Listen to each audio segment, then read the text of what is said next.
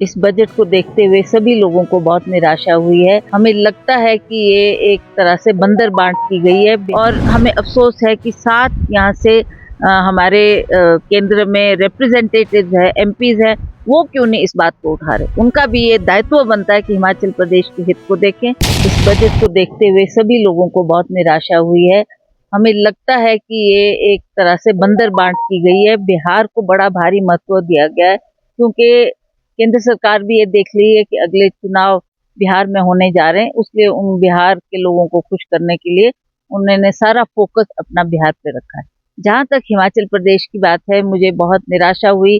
हमें भी आशा थी कि हमने बार बार ये बात केंद्र सरकार से उठाई कि इतना डिजास्टर होने पर केंद्र से हमें कोई राहत नहीं मिली, तो हमें लगा कि कुछ ना कुछ वो बजट में इसका प्रावधान करेंगे।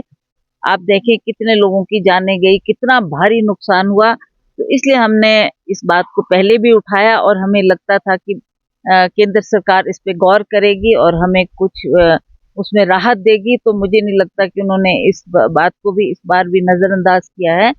और जहाँ तक किसानों बागवानों की बात है, आप देख रहे हैं पूरे देश में कितनी मांग उठी है, खास करके हमारे पंजाब हरियाणा के किसान। उन्होंने रास्ता रोको, रेल रोको, आंदोलन भी किया और बार अपनी मांग केंद्र सरकार के समक्ष रखी, पर उन्होंने इस बात को भी नज़रअंदाज किया और किसानों को भी कोई राहत नहीं इसमें मिली है, जिससे किसानों में भी बड़ी भारी निराशा है। दूसरी बात, हमारे हिमाचल प्रदेश में अधिकतर बागवान लोग रहते हैं और बागवानों ने भी ये मांग की थी, केंद्र सरकार के समक्ष भी हमने ये मुद्दा बार बार उठाया कि बाहर से जो आप सेब या अन्य फल का इंपोर्ट कर रहे हैं उस पर 100% ड्यूटी लगनी चाहिए, ताकि हमारे लोगों की जो पैदाइश है उसको मार्केट में आए और उसकी कुछ वैल्यू बने।